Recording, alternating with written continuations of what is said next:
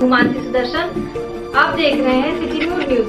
मैं आप सभी दर्शकों का करती हूँ स्वागत। अब बढ़ते हैं खबरों की तरफ।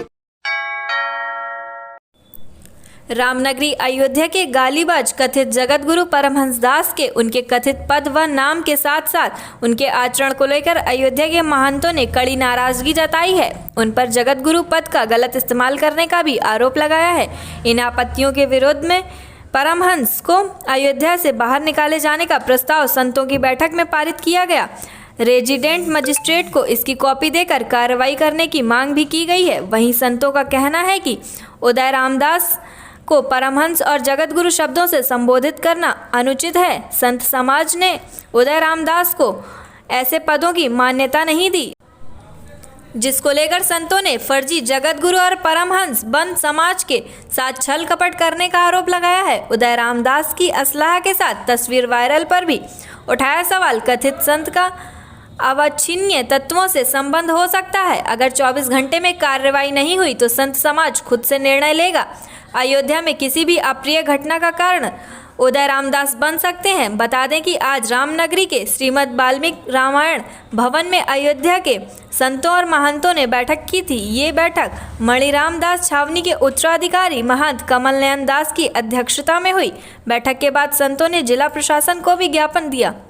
बैठक में अखिल भारतीय अखाड़ा परिषद के प्रवक्ता महंत गौरीशंकर दास, श्री राम जन्मभूमि रामलला के मुख्य पुजारी आचार्य सत्येंद्र दास, श्री राम बल्लभ कुंज अयोध्या के अधिकारी संत राजकुमार दास, वैदेही भवन के महंत रामजी शरण दास, अभय रामदास, तुलसीदास नागा, हनुमानगढ़ी के अखिलेश दास, डांडिया मंदिर जानकी घाट के महंत गिरीश दास, कथा व्यास पवन कुमार दास शास्त्री, हनुमानगढ़ी के महंत मेघादास, संत कविराज दास आदि संत मौजूद रहे।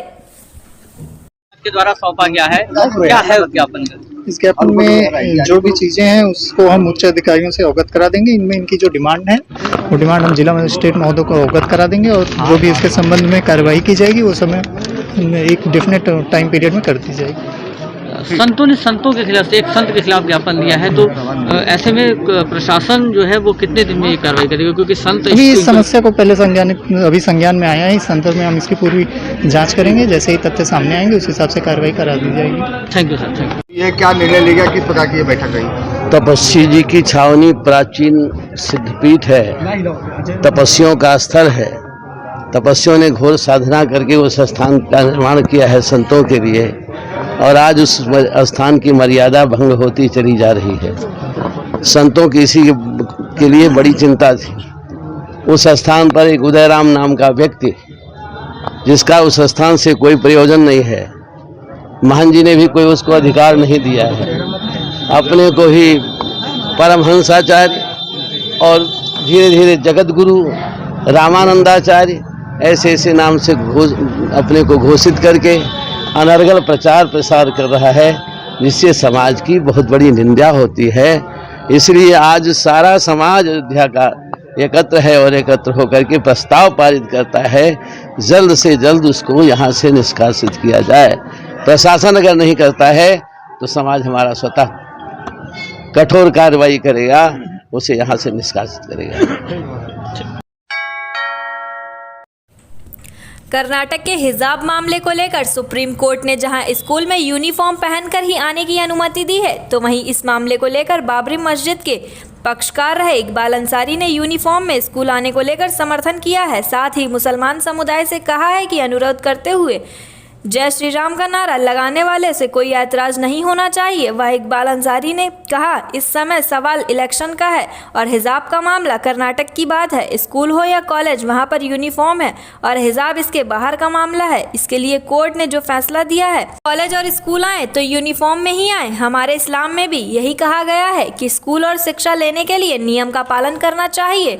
हिजाब और पर्दा स्कूल के बाहर के लिए है। स्कूल में सुरक्षा यूनिफॉर्म में ही होती है। कोई भी छात्र छात्रा यदि यूनिफॉर्म में स्कूल के बाहर घूमेगा तो पहचान में आएगा। इस पर लोग राजनीति ना करें, क्योंकि आजकल चुनाव का दौर है, इसलिए अब हिजाब के नाम पर भी राजनीति हो रही है। कर्नाटक के एक स्कूल में हिजाब मामले में छात्राओं के भगवाधारी वस्त्र पहनकर जय श्री राम के नारे लगते हैं तो वहाँ उनके धर्म का मामला है। हमारे धर्म में कोई बुराई नहीं है और ना ही वह लोग हमारे धर्म की बुराई कर रहे हैं। हिंदू धर्म के लोग जय श्री राम का नारा कहीं भी लगाते हैं तो उस पर मुसलमान धर्म के लोगों को ऐतराज नहीं होना चाहिए, क्योंकि अगर वह हिंदू है तो भगवान राम का नाम लेंगे, इससे कोई बुराई नहीं है। वहीं कहा कि सवाल अल्लाहू अकबर का है या वहाँ पर लगता है जब कोई मुसलमान किसी भी मुसीबत में फंसता है तो फरिश्ते उनकी मदद के लिए आते हैं। यहाँ अल्लाहू अकबर का नारा गली कूचों के लिए नहीं है, जब मुसीबत आती है तो यह नारा लगता है। ये सवाल जो है इस वक्त इलेक्शन का है और इलेक्शन में ये जो है ये कर्नाटक की बात है, मामला हिजाब का है। हिजाब जो है बाहर के लिए है। स्कूल जो है, स्कूल हो चाहे कॉलेज हो, वहाँ यूनिफॉर्म है। सुप्रीम कोर्ट ने भी फैसला कर दिया है कि इस लोग कॉलेज आवेंगे तो जो है यूनिफॉर्म में आवेंगे, ये बिल्कुल सही बात है। इस्लाम जो है कहीं ये मना नहीं किया है कि आप हिजाब ना पहने, हिजाब तो बाहर के लिए है, पर्दा बाहर के लिए है। स्कूल में किस जो है सुरक्षा होती है यूनिफॉर्म में, क्योंकि अगर कोई लड़का, कोई लड़की हो, लड़का हो, छात्र हो, छात्राएं हो, अगर बाहर कहीं घूम रही हो तो कम से कम यूनिफॉर्म में जो रहेंगी तो कम से कम स्कूल का जो प्रिंसिपल है, मास्टर है, वो अपने बच्चों को गाइड करता है कि हमारे बच्चे कहाँ हैं। तो इस पे लोग राजनीति ना करें, क्योंकि आजकल जो है दौर जो है इलेक्शन का है और इस पे लोग राजनीति करते हैं कि हिजाब मना कर दिया गया है। ऐसा कहीं कुछ नहीं है।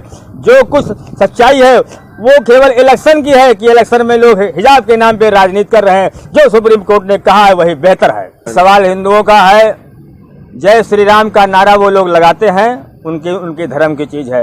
वो हमारे धर्म में कोई बुराई नहीं है, न वो हमारे धर्म की बुराई करते हैं। वो लोग अपना भगवान का नाम लेते हैं, वो जय श्री राम का नारा चाहे वो अपना घर हो कहीं भी लगावें। अब जो है मुसलमानों को कोई इतराज नहीं होना चाहिए, क्योंकि लोग जो है लोग याद रखें तो अगर हिंदू है तो वो भगवान राम का नाम लेगा तो इसमें कोई बुराई नहीं ना वो हमको जो है उनके नारा लगाने से किसी मुसलमानों को कोई तकलीफ होना चाहिए, क्योंकि कोई जय श्री राम का नारा कोई गलत चीज नहीं है। हाँ, सवाल अल्लाह अकबर का है। अल्लाह अकबर का नारा वहाँ लगता है कि जहाँ मुसलमान मुसीबत में फंसता है, फरिश्ते उसकी मदद के लिए आते हैं।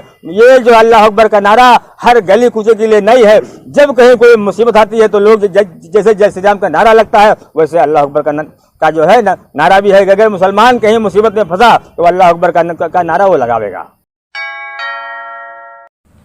उत्तर प्रदेश में विधानसभा चुनाव की सरगर्मियां तेज हो गई हैं। ऐसे में रामनगरी अयोध्या में भी अलग अलग चुनावी रंग दिखने को मिल रहे हैं। इसी बीच अयोध्या के बाबरी मस्जिद के पूर्व पक्षकार रहे इकबाल अंसारी ने योगी आदित्यनाथ को दोबारा मुख्यमंत्री बनाने के लिए बाकायदा हाथ उठाकर दुआ मांगी। बाबरी पक्षकार के इकबाल अंसारी ने कहा कि यह इलेक्शन का दौर है, मैंने अपने धर्म के अनुसार दुआ मांगी है। हम लोगों ने यही मन्नत मांगी है कि योगी आदित्यनाथ जी दोबारा मुख्यमंत्री बने। उन्होंने कहा कि हम लोग अयोध्या धर्म की नगरी है और संतों के साथ धार्मिक आस्थाओं को पूरी करना उनका धर्म है। हम लोग भी उनसे जुड़े हुए हैं। हम लोग यह चाहते हैं कि फिर वह मुख्यमंत्री बने। अयोध्या में जो भी धर्म कार्य होगा उसमें हम साथ रहेंगे, क्योंकि हम अयोध्या में रहते हैं तो देवी देवताओं के साथ रहते हैं और अयोध्या में रहेंगे तो साथ में ही दर्शन भी करेंगे। ये अपने धर्म के नियम के हिसाब से हमने जो है दुआएं मांगी कि माननीय मुख्यमंत्री जी दोबारा जो है वो मुख्यमंत्री बने। हम लोगों की यही मांग है और हम लोग यही चाहते हैं कि हम लोग चाहते हैं कि अयोध्या धर्म की नगरी है, कि माननीय मुख्यमंत्री जी संत हैं और संतों के साथ जितनी भी धार्मिक आस्थाएं सबको पूरी उनका करना उनका जो है एक धर्म है और एक हक है। हम लोग भी उनसे एक जुड़े हुए हैं। हम लोग चाहते हैं कि दोबारा वो जो है मुख्यमंत्री फिर से बने। इसके बाद रामलला का दर्शन के बाद में हम लोग जो है अयोध्या में जितने भी धार्मिक कार्यक्रम हैं सब में एक साथ जो है मतलब साथ में जो है सारा धार्मिक सारे कामों में हमारा सहयोग रहेगा। और जो है पूजा पाठ करने के लिए भगवान राम की नगरी में रहते हैं तो कम से कम अयोध्या में रहेंगे तो देवी देवताओं के साथ में रहेंगे और दर्शन भी करेंगे।